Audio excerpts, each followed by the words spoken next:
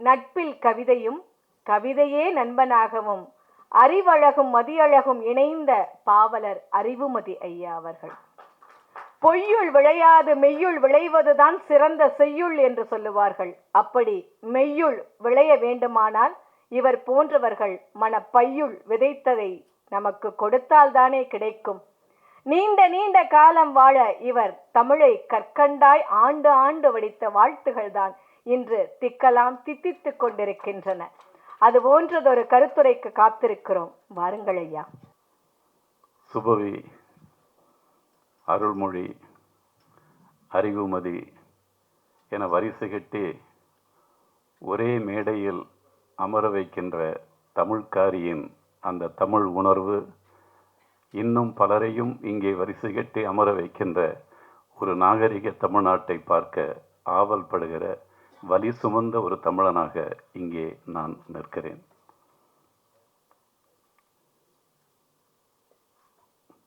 இது ஒரு குடும்ப விழா தான், தமிழ் குடும்ப விழா. அமெரிக்காவிலே நாங்கள் தமிழுக்காக செல்கிற போது ஐயா பால் பாண்டியன், என் உயிருக்கினிய உடன் பிறந்தான் கால்டுவெல், தங்கை தாய் சித்ரா என வரிசை கட்டிய அந்த குடும்பங்கள் எங்களை அழைத்து அங்கே ஒன்று கூடல் நிகழ்த்தி காட்டுகிற அதே விழாதான் இந்த 4 செவ்வக அறைக்குள்ளாக நடந்து கொண்டிருப்பதாக நான் மகிழ்ந்து நிகழ்கிறேன். என் உடன் பிறந்த சுபவி ஒரு நாள் அவரை நான் அண்ணன்னு தான் கூப்பிட்டு இருந்தேன். சொல்லுங்கண்ணா சொல்லுங்கண்ணா அப்படின்னு தான் சொல்லுவேன். நான் ஏபி ஸ்ரீதரை கூட அண்ணன் தான் சொல்லுவேன். உடனே மதி உன் வயசை சொல்லு அப்படின்னாரு. சொன்னேன், இனிமே நீ என்ன அண்ணன் சொன்ன கொன்னுடுவோம். அவருக்கு அவ்வளோ கருணை உள்ள மனிதர் தான் அவர்.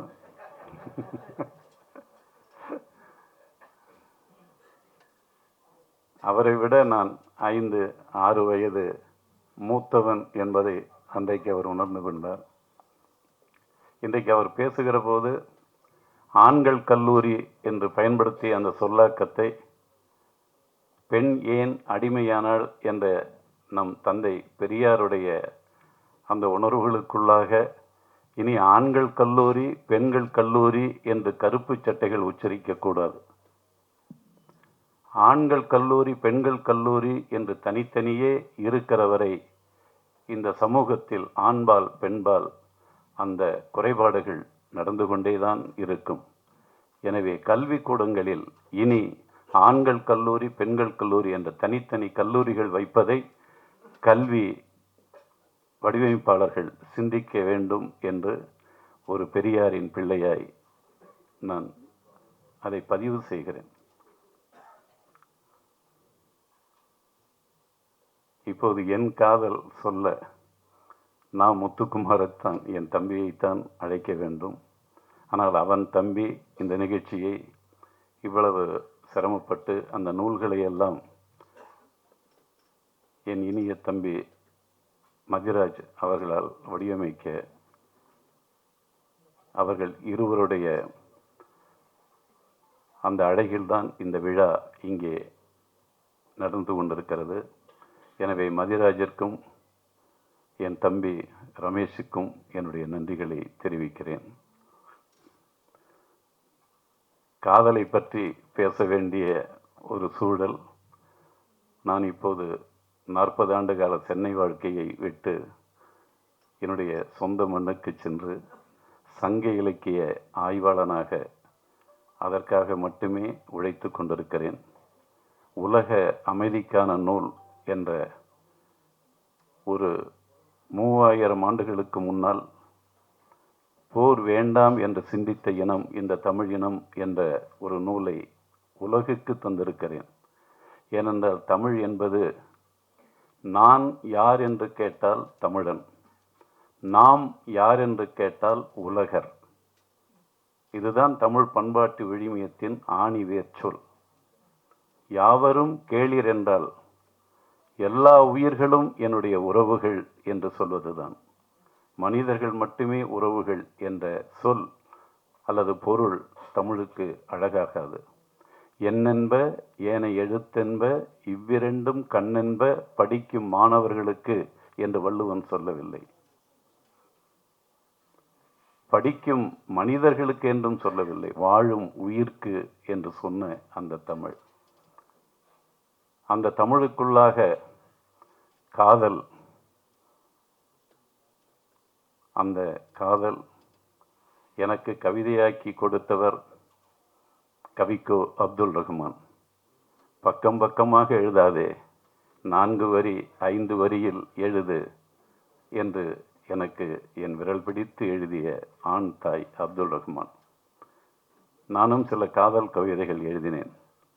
என்னை எல்லோருக்கும் பிடித்திருக்கிறது, அவனையும் எல்லோருக்கும் பிடித்திருக்கிறது, எங்களைத்தான் யாருக்குமே பிடிக்கவில்லை. இதற்குள் நகைச்சுவை மட்டுமில்லை, ஆணவ படுகொலையும் இருக்கிறது என்பதை நீங்கள் உணர வேண்டும். ஒரு பெண் ஒரு ஆணை எப்படி தேர்ந்தெடுக்க வேண்டும் என்பதற்கு தந்தை பெரியாருடைய சிந்தனையை உள்வாங்கி உளவியல் ஒரு மருத்துவ கவிதையாக தந்தேன். அந்த பெண் சொல்லுகிறாள், தனித்த அறையில் தொடுவதை தவிர்த்தாய், கூட்ட நெரிசலில் தொட்டிட தவித்தாய், அங்கேதானடா உணர்ந்தேன் உன் மீதான என் காதலை. சங்க இலக்கியத்தில் ஒரு காட்சி, அதற்குள்ளாகவும் ஒரு உளவியல் மருத்துவம் பார்த்த ஆண் உடல் பெண் உடல் என்ற அந்த உடல்களை தாண்டிய ஒரு அழகான ஒரு சிந்தனையை ஒரு புலவன் ஒரு மானை வைத்து சொல்லியிருக்கிறான். வழக்கமாக அந்த மான் அந்த பருவத்தில் அந்த புல் வெளியில்தான் சென்று பசியாறும். அப்படி அந்த புற்களை தின்று பசியாறிய அந்த மான் தண்ணீர் குடிப்பதற்காக வழக்கமாக அதற்கு பக்கத்தில் இருக்கிற வாவியை, குளத்தை தேடி வருகிறது. பார்த்தால் அங்கே அந்த வாவியை காணோம். அந்த குளத்தை யார் திருடியிருப்பார்கள்? இந்த இடமா அல்லது வேறு புல்வெளியா என்று அதற்கு சந்தேகம். அந்த கள்ளிச்செடிகள் உயர்ந்து வளர்ந்திருக்கிற அந்த கள்ளிச்செடிகள் அதே இடத்தில்தான் அந்த குளம் இருந்தது என்பதை உறுதிப்படுத்துகிறது. ஆனால் அந்த தண்ணீரை காணோம். அப்போது திடீரென ஒரு அவசர காற்று வந்து அந்த கள்ளிச்செடியில் படர்ந்திருக்கிற அந்த முல்லை கொடிகளை உலுக்குகிறது. அதிலிருந்து பொலவென்று அந்த முல்லை பூக்கள் அங்கே விழுகிறது. அப்போதுதான் அந்த மானுக்கு புரிகிறது, ஓஹோ, இந்த காற்று உலுக்கி உலுக்கி இந்த முல்லை பூக்கள் உதிர்ந்து உதிர்ந்து இந்த தண்ணீரை மறைத்திருக்கிறது. அதோ தரையில் விழுந்த வெண்ணிலா போல் அந்த வாவியை மூடியிருக்கிறதே அந்த முல்லை பூக்கள். புரிந்துவிட்டது மானுக்கு. சென்று ஒரு ஓரமாக தன் முகத்தை வைத்து ஒரு பெருமூச்சு விடுகிறது. பெருமூச்சு விட்டவுடன் அந்த முல்லை பூக்கள் எல்லாம் அப்படி தள்ளி போகிறது. ஒரு தெளிந்த தண்ணீரை பார்க்கிறது மான். அதை தாகம் தீர குடித்துவிட்டு அந்த மான் திரும்புகிறது என்பதுதான் அந்த காதல் காட்சி. இதற்குள்ளாக உரையாசிரியர் நுழைகிறான். அவன் சொல்லுகிறான், தலைவனே, நீ பொருள் தேட உன் மனைவியை பிரிந்து இந்த பெண்ணை பிரிந்து நீ 6 மாதங்கள் பிரிந்திருந்தாய். அவளும் தவித்திருந்தாள், நீயும் தவித்திருந்தாய். இப்போது 2 பேரும் அருகருகே அமர்ந்திருக்கிறீர்கள். அவள் உனக்கானவள்தான், நீ அவளுக்கானவன்தான். ஆனால் ஆனால் நீ பிரிந்து போயிருந்தாய் அல்லவா? அந்த 6 மாத இடைவெளியில் உன் அம்மாவாலோ உன் அப்பாவாலோ அல்லது பக்கத்தில் இருப்பவர்களாலோ உன் மனைவிக்கு சில இடைஞ்சல்கள் இடையூறுகள் வந்திருக்கலாம். அப்போது அவள் மனதிற்குள்ளாக உன்னிடம் சொல்ல வேண்டிய ஏராளமான மனச்சுமைகளை வைத்திருக்கிற ஒரு பெண்ணாக அவள் இப்போது இருப்பாள். எனவே நீயும் போட பழகு. அம்மாவா? அப்பா? சொல்லு சொல்லு. அந்த 4வது வீட்டு அத்தை. இப்படி உன் துணையாளிடம் நீ போட்டு அவள் மனசுக்குள் இருக்கிற அந்த மனச்சுமைகளை எல்லாம் நீக்கிவிட்ட பிறகு அந்த மான் எப்படி அந்த கொட்டி கிடக்கின்ற முல்லைப்பூக்களை எல்லாம் பெருமூச்சு விட்டு விலக்கி தெளிந்த தண்ணீரை குடித்து தாகம் தீர்ந்ததோ, அப்படி உன் பக்கத்தில் அமர்ந்திருக்கிற அவள் வெறும் பண்டம் அல்ல, பொருள் அல்ல, அவளும் ஒரு உயிரி என்ற அந்த உணர்வுக்குள்ளாக, அவளுக்குள்ளாக இருக்கிற பிரச்சனைகளை எல்லாம் நீ மனசிலிருந்து இறக்கிவிட்ட பிறகு அவளை தொடு என்று சொன்னது என் சங்கத்தமிழ். காதல் கவிதைகள் என்பது தமிழில் யார் சிறப்பாக செஞ்சாங்க, சுருக்கமாக செஞ்சாங்கன்னு பார்த்தா நமக்கு பக்கத்தில் இருக்கிற வள்ளுவ கோட்டம் கண்ட வள்ளுவன் தான். இன்னைக்கு கூட அண்மையில் நான் எழுதிய ஒரு கவிதை, மரத்தடியில் காத்திருக்கையில், உனக்காக மரத்தடியில் காத்திருக்கையில் மரமேறி பார்க்கும் மனசு என்று எழுதிவிட்டேன். அழகாக தானே இருக்கு. அப்படிங்கும்போது வள்ளுவன், உனக்கு முன்னாடி நான் 2000 ஆண்டுகளுக்கு முன்னாடி எழுதிட்டேன்டா அப்படின்னு அவன் சொல்கிறான். அந்த கவிதையை பாருங்க. கூடிய காமம் பிரிந்தார் வரவுள்ளி கோடு கோடு ஏறும் நெஞ்சு அப்படிங்கிறாங்க. நான் மரத்தடியில் காத்திருக்கையில் மரமேறி பார்க்கும் மனசுங்கிறேன், அது கிளைக்கிளையா ஏறி பார்த்தண்டாங்கிறான் வள்ளுவன். அது மட்டும் இல்லை, நான் சூடா எதையுமே குடிச்சிட மாட்டேன். ஏன்? உள்ள அவர் இருக்கார்ல, சுட்டுடும். இன்னைக்கு நினைத்தாலும் அது இன்று எழுதிய ஈரம் உலராத ஒரு பிரதியைப் போல அந்த வள்ளுவனுடைய அந்த சிந்தனை மரபுகள். அந்த வழியில் என் காதல் சொல்ல என்று தமிழ்காரி, எனக்கான நீ என்பது நம்பிக்கையில்லா மூட நம்பிக்கை என்று பெரியாரின் பிள்ளையாய் எழுதிய அழகர். நான் கூட ஒரு சிறுகதையில் எழுதினேன், யாரும் யாருக்காகவும் எழுதப்பட்ட நிரந்தரங்கள் அல்ல அப்படின்ட்டு. அது எனக்கான நீ என்பது, எனக்காகவே நீ என்பது தான் அதனுடைய பொருள். எனக்காகவே நீ என்பது நம்பிக்கையில்லா மூட நம்பிக்கை என்று அந்த கவிதை அவ்வளவு அழகாக. காதல் வேகத்தின் தூரத்தையும் வேகத்தடையின் நேரத்தையும் நீயே முடிவு செய்கிறாய், முடிவிலி என்று சொல்லுகிற அழகு. நான் கூட இந்த வேகத்தடையை ஒரு திரை இசை பாடலில் பயன்படுத்தினேன். காதல் வழி சாலையிலே வேகத்தடை ஏதுமில்லை, நாணக்குடை நீ பிடித்தும் வேர்வரைக்கும் சாரல் மழை என்று இசைஞானிக்கு நான் தமிழ் கொடுத்தவன். இங்கே கவிதை கொடுத்த என் தங்கை தாய்க்கு வாழ்த்துக்கள். தருவதும் பெறுவதும் யாராயினும் ஒரே அளவீட்டில் பொருந்தி இன்பம் நிகழ்த்துவது காதல் முத்தத்தில் காமன் யுத்தத்தில். ரொம்ப ரொம்ப அழகு. ஆனால் வித்யாசாகருக்கு நான் எழுதின ஒரு பாடல்லையும் இதே சிந்தனையில் நான் சந்தத்திற்கு நீயும் பாடல் எழுத வரலாங்கிறதுக்காக தான் சொல்கிறேன். புயல் முடிந்து போன பின்னே கடல் உறங்க செல்லும், கண் விழித்த அலை திரும்ப களமிறங்க சொல்லும், உயிரணுக்கள் கூடி நின்று ஓசையின்றி கிள்ளும், ஒரு நொடிக்குள் 100 முறை மெத்தை இங்கு துள்ளும், இசைகடாமல் இசைகடாமல் மூச்சு விடு என்று சொன்னேன். அந்த இசைகடாமல் என்பதை வித்யாசாகரன்னா, எப்படி என்ன இப்படிலாம் சிந்திக்கிறீங்க அப்படின்னு சொன்னார். நான் மட்டும் சிந்திக்கல, என்னுடைய தங்கை தாயும். தருவதும் பெறுவதும் யாராயினும் ஒரே அளவீட்டில் பொருந்தி இன்பம் நிகழ்த்துவது காதல் முத்தத்தில் காமன் யுத்தத்தில் என்ற இந்த நூலை பெற்று நீங்கள் தமிழை குடிக்கிற நேரத்தில் காதலையும் குடியுங்கள். காதல் என்பது அகத்துறை பாடல்கள் புறத்துறை பாடல்கள்லாம் தமிழில் இருக்குன்னு சொல்றீங்களே தவிர, என்னுடைய அகத்துறை பாடல்களை படிக்கிற போது இந்த ஆணாதிக்க உணர்வு அது சங்க இலக்கிய காலம் தொட்டு இன்று வரையும் மாறவே இல்லை என்பதை நீங்கள் உணர வேண்டும். பாரி என்ற அண்ணாமலை பல்கலைக்கழகத்தில் ஒரு தமிழ்துறை தலைவர், அவர் எழுதிய ஒரு கவிதை, பெற்றோர்கள் உடன்பட்டால் பார்க்கலாம், இல்லை உடன்போக்கில் பார்க்கலாம் என்று எழுதியிருந்தார். ஆனால் எந்த அப்பன் எந்த அண்ணன் தம்பி சங்க இலக்கியத்தில் உடன்பட்டிருக்கேன்? ஏதாவது ஒரு பாட்டை எடுத்து சொல்லுங்க.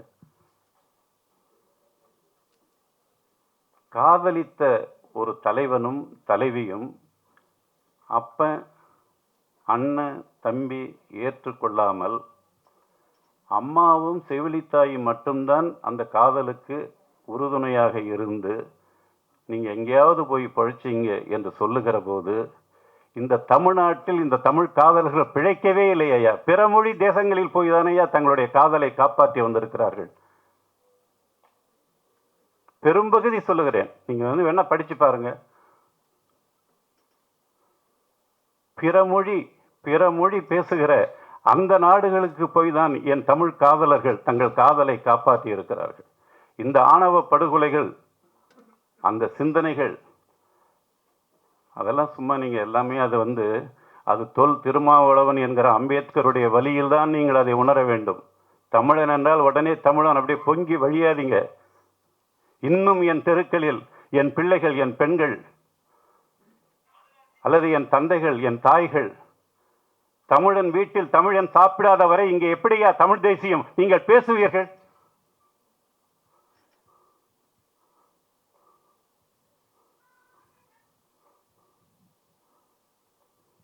பார்ப்பார்க்கல்லது பணிபாரியலே பார்ப்பனர் நோவன செய்யலர்.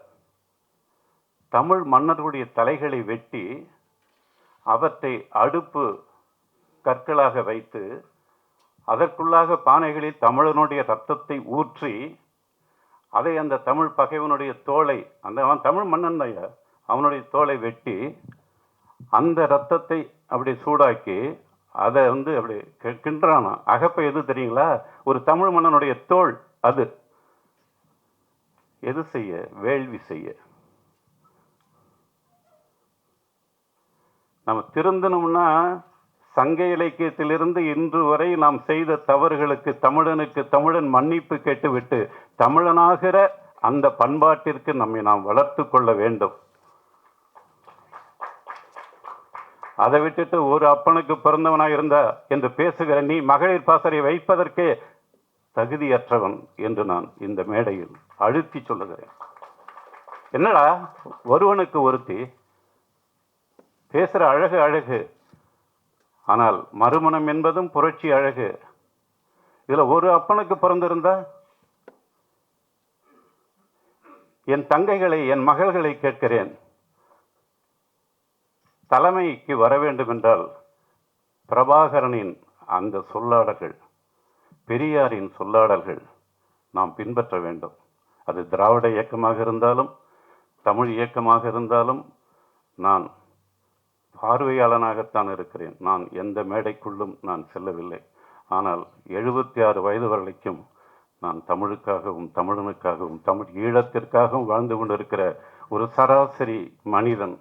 இந்த சென்னையில் வாழ முடியாமல் நான் என் ஊரில் போய் என் தமிழுக்காக, என் சங்க இலக்கியத்திற்காக வாழ்ந்து கொண்டிருக்கிறவன்.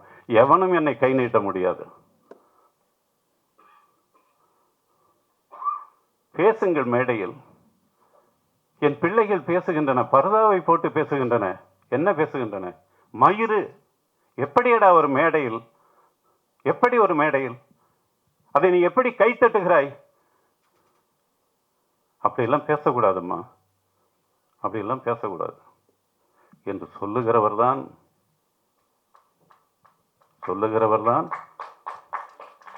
தலைவர் பிரபாகரன் பெயரை சொல்லுவதற்கு தகுதியானவர். சந்திரிக்கா முந்திரிக்கா என்று எழுதியதற்காகவே அந்த பாடல் வெளிவராது என்று தடை செய்த பண்பாட்டு தலைவன் பிரபாகரன். அப்படிலாம் இல்லை. அவங்க ஒரு பெண். அவங்கள அரசியல் ரீதியாக விமர்சனம் பண்ணுங்க. ஆனால் ஒரு பெண் அப்படி கொச்சைப்படுத்தக்கூடாது என்று சொன்ன எதிரி சிங்களவனுடைய அதை மட்டும் சொல்லிவிட்டு நான் விடைபெறுகிறேன். தமிழ் புலிகள் அவர்களுக்கு உயிரோடு கிடைத்தால் அவர்களுடைய சிறையில் வைத்து விடுவார்கள். சிங்கள இராணுவ வீரர்கள் இவர்களுக்கு கிடைத்தால் இவர்களுடைய சிறையில் வைத்து விடுவார்கள். அப்படி வைக்கப்பட்ட ஒரு வீரன், அந்த வீரனுடைய குடும்பத்திற்கு மனைவிக்கு மடல் போகிறது.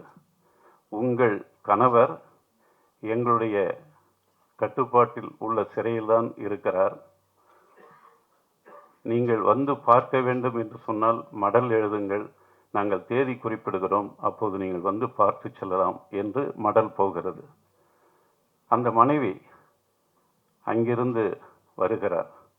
வந்து தன்னுடைய விவரங்களை சொல்ல கணவனும் மனைவியுமாக அவர்கள் 2 பேரையும் பேச வைக்கிறார்கள்.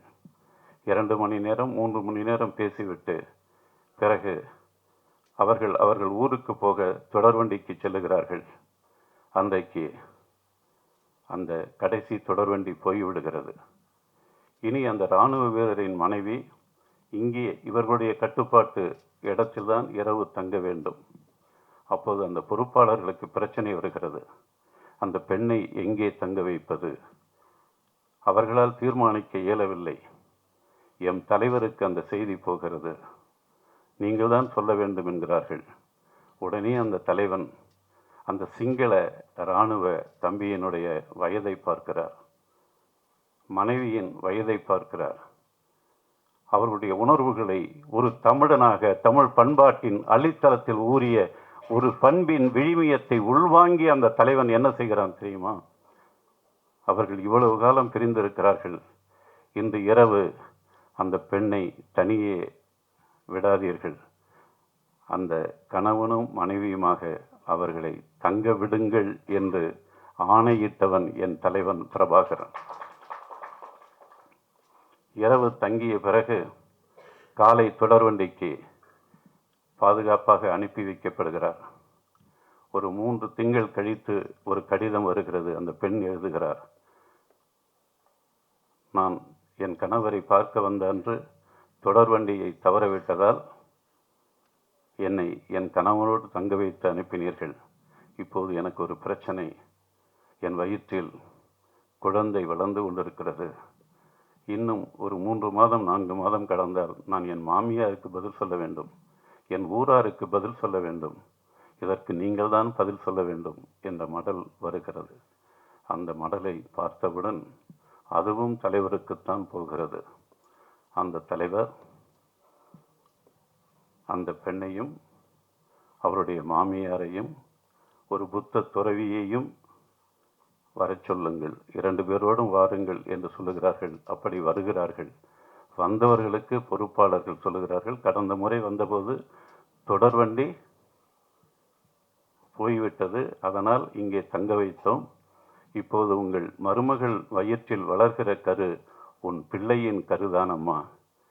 உன் இனத்தின் பெண் பிழை செய்யவில்லை. அப்படி புத்த துறவியிடம் உங்கள் மதத்தின் இந்த பெண் உங்கள் மதத்தின் எந்த எல்லையும் தவறு செய்யவில்லை. நீங்கள் பாதுகாப்பாக இந்த பெண்ணை மட்டுமல்ல அவருடைய கணவரையும் விடுதலை செய்கிறோம், அழைத்து போங்கள் என்று அனுப்பி வைத்த தந்தை பெரியார் பேசுகிற பெண்ணியத்தை அப்படி பாதுகாத்த ஒரு தலைவன் தன்னோடு ஆண் புலிகளை மட்டுமல்ல பெண் புலிகளையும் வைத்து எந்த ஒரு பெண் இழுக்கான வாழ்க்கை என் புலிகளின் வாழ்க்கையில் பிரபாகரனின் மண்ணில் நடந்ததா? அல்லது ஏதாவது ஒரு சிங்கள பெண்ணையாவது எதிரிக்கு எதிரி என்ற அந்த பகை உணர்வில் அழித்தானா? எதிரி பெண்ணின் எதிரி இராணுவ வீரனின் பெண்ணின் மனைவியின் வயிற்றில் வளர்ந்த குழந்தையின் பண்பாட்டை கூட காப்பாற்றிய, மானத்தை காப்பாற்றிய ஒரு மாபெரும் தலைவனுடைய அந்த பெயரை உச்சரிக்க வேண்டும் என்றால் இனி நீங்கள் பெண்களை குறை சொல்லுகிற அத்தகைய தேவையற்ற சொற்களை தமிழ்நாட்டில் எந்த பேச்சாளர்களும் தயவு செய்து பேசாதீர்கள். நான் கையெடுத்து கும்பிட்டு கேட்டுக்கொள்கிறேன். தலைவர் பிரபாகரனை உச்சரிக்க வேண்டும் என்றால் அதற்குரிய பத்தியங்கள் ஏராளமாக இருக்க வேண்டிய கடமை நமக்கு இருக்கிறது. 90 வயது வரையும் 2 வயது 4 வயது குழந்தைகள் வந்தால் கூட தந்தை பெரியாரிடம் வாங்கம்மா, உட்காருங்கம்மா, வாங்கய்யா, உட்காருங்கய்யா என்று சொன்ன ஒரு பண்பாட்டின் தலைவன் தான் தந்தை பெரியார். அவரை போய் மேடையில் சனியன் என்றும் மயிர் என்றும் பேசுகிற என் பெண் பிள்ளைகளே, உங்களை கால் தொட்டு வணங்கி கேட்டுக்கொள்கிறேன். வரலாற்று பிழைகள் செய்யாதீர்கள். என் தமிழுக்கு இழுக்கு செய்யாதீர்கள். இப்படியெல்லாம் பேசிவிட்டுத்தான் நீங்கள் தமிழ் தேசியம் வளரும் என்றால் அந்த தமிழ் தேசியம் வளர வேண்டாம். அது வளர வேண்டாம். நானும் தமிழன்தான். அதற்காக நான் எவனிடம் போய் கடவுச்சீட்டு வாங்க வேண்டிய அவசியம் எனக்கு இல்லை. நான் தமிழ் உணர்வோடு தமிழ் இதழோடு எதிர்க்க துணிந்தால் தமிழ் மீளும், எதற்கும் துணிந்தால் தமிழ் ஆளும் என்று எழுதி வந்தான் அறிவுமதி. பிஜேபியோடு உறவு வைத்தபோது சுபி அவர்கள் நடத்திய பத்திரிகையில் சூரியனே உனக்கு சூடு இல்லையா என்று கேட்டவன்தான் அறிவுமதி. ஆனால் பிரபாகரின் உயிரை காக்க லட்சிய பயணம் என்று நாங்கள் சுபவி எல்லாரும் நாங்கள் இங்கே கலைஞர் தொடங்கி வைத்தார். கன்னியாகுமரியிலே அது முடித்து வைத்த வரலாறு. அங்கே நாங்கள் போகிற போதெல்லாம் அங்கே சோறு போட்டவர்கள் திராவிட முன்னேற்ற கழகக்காரர்கள், திராவிட இயக்கத்தவர்கள். நன்றி மறக்கக்கூடாது. விமர்சிக்க வேண்டாம் என்று நான் யாரையும் சொல்லவே இல்லை. ஆனால் விமர்சிக்கிற போது சில எல்லைகள் இருக்கின்றன. எத்தனையோ பெரியார்கள் சொல், இந்த வரலாறுகளை எல்லாம் சொல், படிக்க வேண்டும். சொல்லாதே என்று சொல்ல மாட்டேன், சொல்லுகிற முறையில் சொல். இந்த ஜெர்மனியில் இருந்து இந்த ஒலிவாங்கியை கண்டெடுத்தவன் நான் இவ்வளவு மெல்லிய பேசும்போதும் இவ்வளவு பேருக்கு கேட்குதே. யாரோ ஒரு எதிரியை வீழ்த்துகிற மாதிரி இல்லை. நம்ம எல்லாம் தமிழர்கள் தான். நம்ம செய்த தவறுகளை எல்லாம் நமக்குள்ளாகவே திறனாய்வு செய்து நாம் நம்மை திருத்தி கொண்டு நாம் ஒரு தமிழ் அரசியலை உருவாக்குவதற்குத்தான் தமிழ்நாடு காத்திருக்கிறது. அந்த தமிழ்நாட்டு அரசியலுக்குள் இன்றைக்கு அப்பனும் மகனுமாக போராட வைக்கிறது பார்ப்பனியம். 2 தலைவர்கள் ஒரே தொகுதியில் அந்த மக்களுக்கான தலைவர்களை தேர்தலில் மோத விடுகிறது. கொங்கு மண்ணிலும் அப்படி மோதல்கள் உருவாகின்றன. இந்த மோதல்கள் வரவே கூடாது. நீங்கள் போட்டுக்கொண்டிருக்கிற இந்த தேர்தல் இந்த நேரத்தில் தமிழர்களை பிளவுபடுத்தி நீண்ட காலத்திற்கு நீங்கள் எங்களை வாழ விடாமல் செய்து விடாதீர்கள். எல்லோரும் தங்கள் தங்கள் தவறுகளை உணர்ந்து நமக்கு கிடைத்த தலைவர்களுடைய மிகச்சிறந்த பண்பாட்டு விழுமியங்களை அள்ளிக்கொண்டு நாம் மிகச்சிறந்த கவிதைகளையும் இலக்கியங்களையும் படைப்போம், அரசியலையும் படைப்போம் என்று கேட்டு விடைபெறுகிறேன். நன்றி, வணக்கம்.